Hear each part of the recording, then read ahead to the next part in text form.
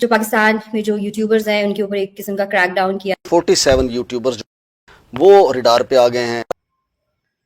जय श्री राम। भारत माता की जय, वंदे मातरम।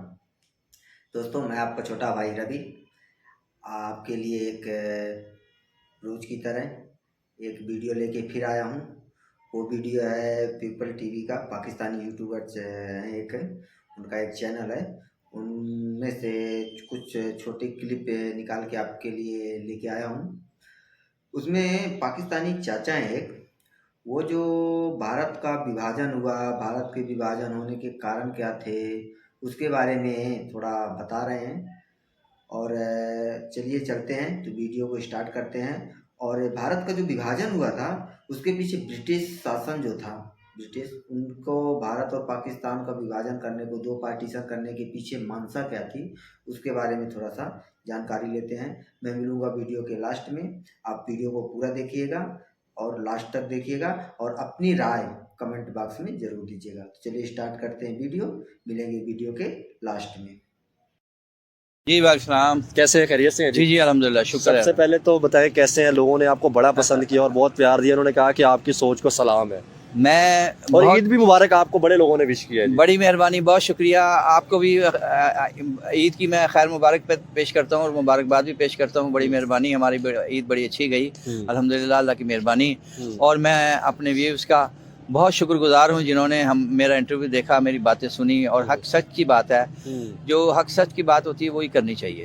बातें, मैं कहता हूँ बातें बहुत ही जो दिल से निकली थी, जी, और जी। दिल से जो बात निकलती है वो असर रखती है। जी हाँ, जी हाँ, जी बिल्कुल ऐसे ही है। अच्छा, मुझे ये बताएं, टॉपिक शुरू करने से पहले जो बात तो करेंगे पहले सबसे पहले ये बताएं, आपने तो इंटरव्यू दिया था कि यार मुल्क के रिलेशन बेहतर हो सके, ठीक है, जैसे आपने कहा कि हिंदुस्तान माँ है, ठीक है, मुल्कों के साथ नफरत नहीं होनी चाहिए, ठीक है, बुरे अच्छे लोग हर जगह पे होते हैं, थ्रेट्स क्यों आना शुरू हो गए, जैसे आपका बिल आया, जैसे आप पे पर्चा कट गया, तो इसके बारे में समझ नहीं आई, जैसे मतलब और मेरा बिजली का मीटर जो है ना वो उतार के ले गए। अच्छा। और कोई 28,000 कुछ रुपए बिल था। अच्छा। अब वो जनाब 1,13,000 रुपए बिल आ गया। अच्छा, सिर्फ इस वजह से? इस वजह से। और पुलिस वाले मेरे घर चक्कर लगा रहे हैं, मैं था नहीं, मेरा बेटा था, तो वो 4 पुलिस वाले आए थे, कहने लगे जी आप चलें साथ। मेरे बेटे को ले जा रहे थे, उन्होंने बड़ी मुश्किल से जो है ना जान छुड़ाई। 1,000 रुपये वो ले गए खर्चा। तो वो कहने लगे जी ठीक है, हम बाद में आपसे मिलेंगे। तो वो कह रहे हैं जी एसएसपी साहब जो है ना वो इंतज़ार कर रहे हैं आपका, आप उनसे मिलें, मुलाकात करें। तो मैं गया नहीं अभी तक। तो हमें पता है कि हमारे साथ रिएक्शन होना है। हक बात यहाँ कहना मुश्किल है पाकिस्तान के अंदर ना, ये बहुत मुश्किल है। असल में ये पाकिस्तान ये मुसलमानों के लिए बनाया ही नहीं गया। ये ब्रिटिश जी, हमने तो मुसलमानों के लिए बनाया था ना, एक थीम तो ये था इस्लामी रिपब्लिक। बता रहा हूँ ना, वो मेरी पूरी बात सुने। ये ब्रिटिश पॉलिसी थी, लंदन प्लान था ये मलका विक्टोरिया का। क्योंकि हिंदुस्तान में सबसे ज्यादा बहादुर कौम जो है ना वो सिख कहलाती है। सिखों ने यूं ऐसी नथ डाली कि इन्होंने भगत सिंह को, राजगुरु को, सुखदेव को, उनको शहीद किया, उनके टुकड़े करके उनके यहाँ से जो है ना वो बारूदे की, वो पहले अंगीठी जलती थी, जलाने वाली लकड़ी का बारूदा होता था, उसमें पीस करके वहाँ वो गंडा सिंह ले गए, वहाँ उनको जो है ना वो जलाया। तो वो इन्होंने उनको, और फिर जो उधम सिंह है ना, उधम सिंह, वो जलियांवाला बाग, अभी हमने उनकी जो है ना, मैंने आपका देखा है वो प्रोग्राम किया है। अमेरिका तक में हमारी जो है ना वो तस्वीरें छपी हैं। तो उधम सिंह तक में तो तस्वीरें छप गई, लेकिन शर्म की बात यह है कि हमारी मेन स्ट्रीम मीडिया ने नहीं छापी। हम फिल्मी हीरो को तो अपने हीरो बना लेते, जो रियल हीरो थे हम शायद उनको भूल जाते हैं। तो वो उधम सिंह ने लंदन में जाके जनरल डायर को मारा। तो जब इस वक्त उसने वहां जाके मारा ना, तो ये ब्रिटिश गवर्नमेंट की टांगे जो है ना वो हिलनी शुरू हो गई, यानी वो कमजोर हो गई ब्रिटिश गवर्नमेंट। इन्होंने प्रोग्राम बनाया, मुसलमानों को इस्तेमाल किया गया पाकिस्तान बनाने के लिए। हाँ जी, इनको पता ही नहीं था हमारे साथ होना क्या है। ये इस वक्त देख रहे क्या हाल हो रहा है। हर बंदा जो है ना इस वक्त पाकिस्तान में परेशान है, बिलों की वजह से परेशान। जब नलके का पानी नहीं मिल रहा, एजुकेशन नहीं ले पा रहे हमारे बच्चे, जो है खा पी नहीं रहे, राशन नहीं मिल रहा, परेशान है। अब देख लें क्या हाल हो रहा है पाकिस्तान का।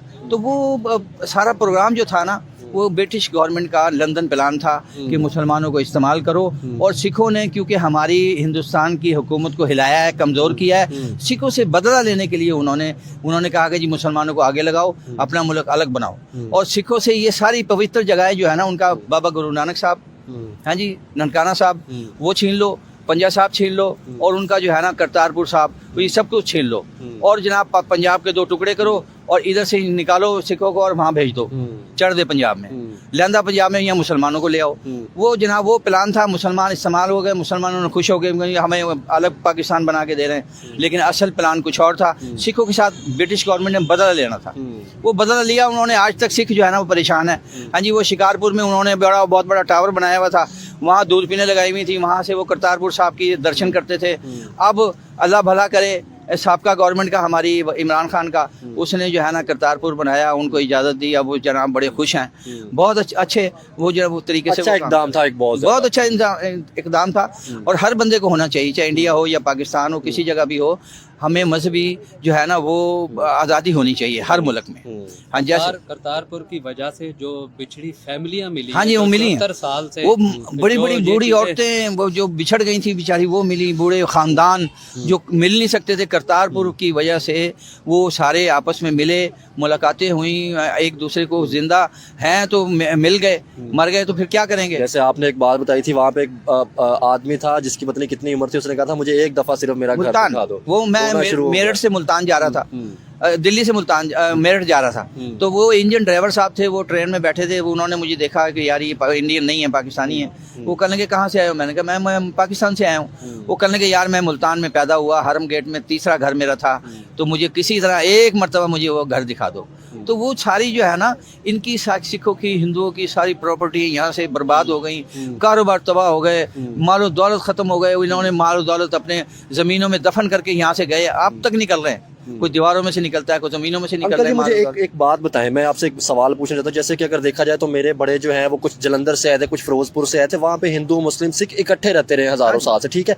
फिर ऐसा क्या हुआ कि इनके अंदर, देखिए अगर मेरा कोई दोस्त है हिंदू या सिख है, मैं तो उस पर अटैक नहीं करूंगा या वो तो मुझ पर अटैक नहीं करेगा, तो फिर ऐसा क्या हुआ कि मतलब जो है एक दूसरे के जान के दुश्मन बन गए। जैसे वो भरी भरी ट्रेनें जो लाशों की, तो वो उसकी समझ नहीं है कि इसका मतलब फिर ये था, ये शायद अंग्रेजों की फिर चाल थी। मैं यही तो बताना चाह रहा हूँ कि हमें, हमारे बुजुर्गों को पता नहीं चला कि चाल है क्या असल में। वो ला इलाहा इल्लल्लाह के नाम से मुसलमान जो है ना वो डट गया, चलो ठीक है, लेकिन अंदर प्लान ये था कि हम इनको मारेंगे। उनके लिए तो मारना बहुत आसान है, क्योंकि देखिए जलियांवाला बाग में हजारों इंसान थे, वहाँ मुसलमान भी थे, सिख भी थे, हिंदू भी थे, सबको उन्होंने, जनरल डायर ने जो है वो फायर का ऑर्डर कर दिया और सबको शहीद कर दिया। हजारों बंदा वहाँ शहीद हो गया, लाशें गाजर मूलियों की तरह वहाँ पड़ी हुई थी। हाँ जी, जब तो आज जिसने जनरल डायर को मतलब जाके ठीक है उसने मारा था, वो हमारा हीरो होना चाहिए था, हम उसको भूल गए। हमने तो कोई हमारा हीरो है, हम हाई कोर्ट के अंदर हमने पिछले हफ्ते हमने उनकी शहादत का दिन मनाया, और वो मना के सारे इंडिया में और अमेरिका तक से हमें जो है ना तस्वीरें आई हैं। वो एक अखबार है हिंदी का और इंग्लिश का, वो उसने हमें भेजी है न्यूयॉर्क से, ठीक है, कि देखें जी ये हमने आपका जो है आप तस्वीरें छापी हैं। अंकल जी अब जी सवाल, हालांकि वो जब उनसे नाम पूछा गया था तो उन्होंने पूरा नाम, मुसलमान का नाम लिया, हिंदू का लिया, सब लोगों का वो नाम लेके उन्होंने कहा था कि यहाँ पर जो जलियांवाला पे जितना, हाँ वहाँ पे डायर ने जो जिस तरह हुक्म दिया था मारने का, उसमें उसने ये फर्क नहीं किया था, ये नहीं देखा था आगे कौन है, उन्होंने एज ए हिंदुस्तानी समझ के सब पे मार दिया। बिल्कुल हिंदुस्तानी का ऑर्डर किया था। वो जनरल डायर साहब देख रहे थे, वो अपना उधम सिंह साहब देख रहे थे, उन्होंने दिल में रखी, वो गए इंग्लैंड जाके और उसको जनाब उसके जो है कुर्सी के ऊपर उसको फायर मारे। आपकी बात ना एक लोगों को बड़ी पसंद आई, जो आपने एक बात बोली थी कि हिंदुस्तान हमारी माँ थी, ठीक है, और उसने अपना जिगर का टुकड़ा काट के हमें पाकिस्तान बनाने के लिए दिया था। तो आखिर ये हमें क्यों बात नहीं समझ आ सकी? आज हम उसी धरती से नफरत हमें सिखा दिया गया कि इंडिया, हिंदुस्तान आपका दुश्मन है। बात यह है कि हमारी जनता जो है ना, और हिंदुस्तान की जनता आपस में एक है। मैंने पहले भी आपको बताया था, कपिल शर्मा शो होता है वहाँ पाकिस्तानी फनकार जाते हैं। हमारा अल्लाह भला करे, उसकी ज़िंदगी दे। नसीम विक्की भी गया लाहौर से, कराची से वो अपना क्या नाम है उसका, सिद्दीकी, शकील सिद्दीकी, और भी वो काशिफ है, और भी हमारे साथी हैं पाकिस्तानी हैं, वो जाके वहाँ जाते हैं और वो बड़े अच्छे तरीके से वो उनको लेते हैं। और उमर शरीफ साहब तो बहुत बड़े फनकार थे, हाँ जी, मैं उनको खराज तहसीन पेश करता हूँ। उन्होंने बड़े बड़े फनकार, जो टॉप के फनकार हैं ना बम्बई में, वो सबको हंसाते थे। वो हम सेलिब्रिटी की बात करते हैं तो जो आम पाकिस्तानी जाते हैं, इलाज के लिए जाते हैं, वहाँ पे अच्छी सहूलियात देते हैं, उनका बड़े अच्छे तरीके से वेलकम करते हैं। आम एक इंसान जाता है, खुसूसन जो बलोच जाते हैं वहाँ पे या दूसरे पाकिस्तानी जाते हैं, बड़ी रिस्पेक्ट करते हैं। अंकल जी मैं आपसे एक सवाल पूछना चाहता हूँ। मैंने बड़े इंडियन मुसलमान मेरे दोस्त थे या हिंदू थे या सिख थे, मैंने उनसे सवाल पूछा कि आपके लिए नेशन फर्स्ट है रिलीजन फर्स्ट है, तो उन लोगों ने नेशन फर्स्ट कहा। लेकिन हमारे यहाँ पे लोग जो हैं वो यहाँ पे मतलब जो है रिलीजन फर्स्ट कहते हैं। तो क्या कहना चाहेंगे कि मज़हब जो है वो तो बड़े लोगों ने बदला भी है, ठीक है, लेकिन जैसे कि अगर मैं पाकिस्तानी हूँ या मतलब हिंदुस्तान एक था या मैं अगर राजपूत हूँ तो मेरा वो मतलब वो तो नहीं ना बदला जा सकता। तो आप इस पर क्या कहना चाहेंगे? यार मैंने आपको पहले भी बताया था कि वहाँ दिल्ली के अंदर टॉप किया 30 साल पहले एक लड़की ने, वो मेरी भांजी लगती है रिश्ते में, रोशन बाजी की लड़की है, चितली कब्र में रहती है दिल्ली में। वो उसने टॉप किया। जब टॉप किया तो उसको CBI इंस्पेक्टर लगा दिया गया। जब CBI इंस्पेक्टर लगा दिया गया तो शोर मचा असेंबली में, दिल्ली असेंबली में। उन्होंने कहा जी ये मुसलमान इतनी बड़ी सीट दे दी आपने। वो कहने लगे भाई ये मुसलमान बाद में है, ये इंडियन पहले है, ओए होए होए, इसके पास इंडियन नेशनलिटी है, इसलिए इसको ये सीट दे रही है। आज वो पता वो अहमदाबाद में आपने एक बात बतानी है, ऐसी बात उन्होंने कहा कि ये इंडियन पहले है मुसलमान बाद में। हमने यहाँ पे सिख या हमारे जो हिंदू रहते थे, क्या हमने उनको सीटें दी? वैसे कुछ नहीं हमें मुसलमानों को नहीं मिलती यहाँ। यही तो आप अकलियत की बात कर रहे हैं। मुसलमान बेरोजगार बैठे हुए हैं, MA BA करके लोग साइकिल रिक्शे चला रहे हैं। वो अपना यहाँ तो साइकिल रिक्शा नहीं है, ऑटो रिक्शा है, ऑटो रिक्शे चला रहे हैं, काउंटर लगाए हुए हैं उन्होंने। कोई बर्गर बेच रहा है, कोई शवारमा बेच रहा है, कोई कुछ बेच रहा है, कोई इस तरह के लोग पढ़ लिख के भी यहाँ बेकार बैठे। अंकल जी एक आपकी बात काट रहा हूँ, मुझे ये बताया, ये भाई बलोची है, ठीक है, अगर हम पंजाबी हैं, जैसे आपको पता है बलोची पंजाबी के मसले चल रहे हैं, ठीक है।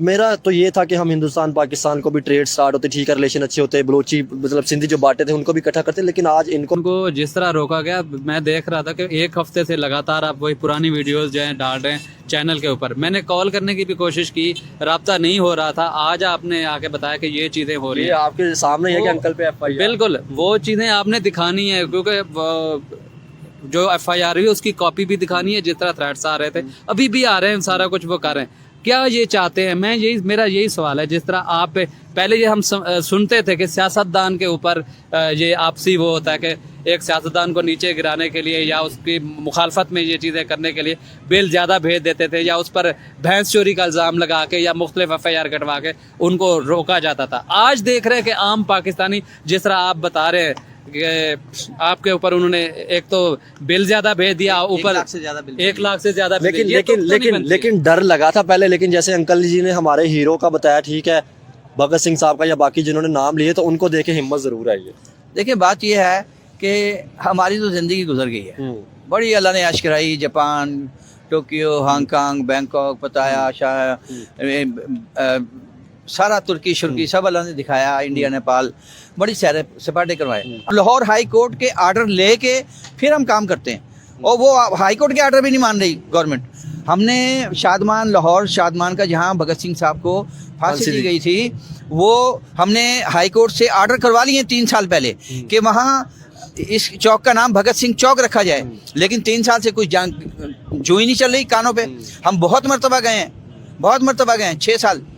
हाँ जी, तो वो बता रहे हैं 6 साल पहले। तो वो वहाँ कारपोरेशन के दफ्तर गए, हम मेयर से मिले, लॉर्ड मेयर से मिले। वो कहने का नहीं जी नहीं 3 साल। फिर हमने अब आके हमारे इम्तियाज़ कुरैशी साहब, उन्होंने कोर्ट ऑफ कंडम करके अब 26 अप्रैल को 2 महीने का टाइम चीफ सेक्रेटरी पंजाब उनको बुलाया। उन्होंने कहा जी आप आएँ, आके जवाब दें, क्यों नहीं बना? 3 साल हो गए हैं, क्यों नहीं अमल दरामद हो रहा है जी? तो अब 26 अप्रैल को क्या फैसला होता है? 26 अप्रैल 2024, इसको हम इंतजार कर रहे हैं कि क्या फैसला होता है। अगर फैसला होता है तो इंशाल्लाह हम ढोल धमाके वहाँ बजाएंगे और वहाँ भगत सिंह चौक का नाम रखेंगे, और हम जो है ना वो 4 स्टैचू बनाएंगे चारों तरफ। वो पूरी चौक, वो फुआरे के अंदर हम रखेंगे, चारों तरफ भगत सिंह की मूर्ति होगी, और वो सेंटर में हम वो रखेंगे। और वहाँ सिर्फ भगत सिंह साहब नहीं, जैसे जल्लावाला पार्क में जो बाकी भी जो हमारे हीरो थे, हमने उनको भी लेकर चलना है, ताकि हमारी कौम को पता चल सके कि ये जो कुर्बानियाँ थी हिंदुस्तान पाकिस्तान में जैसे दी गई थी, ये सारों को पता चल सके कि ये हमारे रियल हीरो। आज़ादी के हमारे जो हीरो हैं, निज़ाम लोहार साहब हैं, बड़े मशहूर, मलंगी बहुत मशहूर हैं जी। वो कहते थे दिन नू राज फरंगी दा, रात नू राज मलंगी दा। उन्होंने बड़ा वक्त डाल के रखा है, लेकिन ये बस हत्ते ये चढ़ गए। भगत सिंह और राजगुरु सुखदेव, इन्होंने ये शहीद हो गए। फिर उसको जो है ना, मैं उनको सलाम करता हूँ, उधम सिंह साहब ने तो खुद जान के जो है ना, अपनी जान को जो है ना उसको मार के खुद गिरफ्तारी दी, करो मुझे गिरफ्तार, मैंने मारा है। वो बहादुर आदमी था। वो वहीं से ब्रिटिश गवर्नमेंट की वहीं से जो है ना टांगे वो हिलनी शुरू हुई और वो कमज़ोर हुई। उन्होंने कहा भागो यहाँ से। अब भागने के लिए रास्ता उनका जी भागने के लिए तो रास्ता है, लेकिन हम बदला लेंगे सिखों से। वो सिखों से बदला लेने के लिए उनकी तीनों पवित्र जगहें जो है ना, ननकाना साहब, पंजा साहब और करतारपुर साहब, इन्होंने छीन के सिखों से कहा कि बाहर निकलो यहाँ से, ये मुसलमानों का मुल्क। पार्टीशन तो पंजाब की हुई थी ना, देखा जाए, क्योंकि तो इससे तो पंजाब के इसीलिए साजिश थी ना, ये बहुत बड़ी साजिश थी। मुसलमानों को इस्तेमाल किया गया कि आओ जी मुसलमान, वो मुसलमान कटा खूब दबा के। उनका तो गुस्सा था ना, सिखों का गुस्सा था कि हमें हमारी पवित्र जगहों से ये मुसलमान निकाल रहे हैं, अपना मुल्क बना रहे हैं, तो इसलिए मारकाट हुई, लोग तबाह हुए, बर्बाद हुए। आप इंडिया गए हैं, ठीक है, आपने वहाँ पे नमाजें भी पढ़ी हैं, वहाँ पे आपने कहा कि लाखों की दाद या हज़ारों की दाद में वहाँ पे मस्जिदें हैं, ठीक है। आप मुझे ये बताएं, क्या आपको मस्जिद में जाने से रोका गया?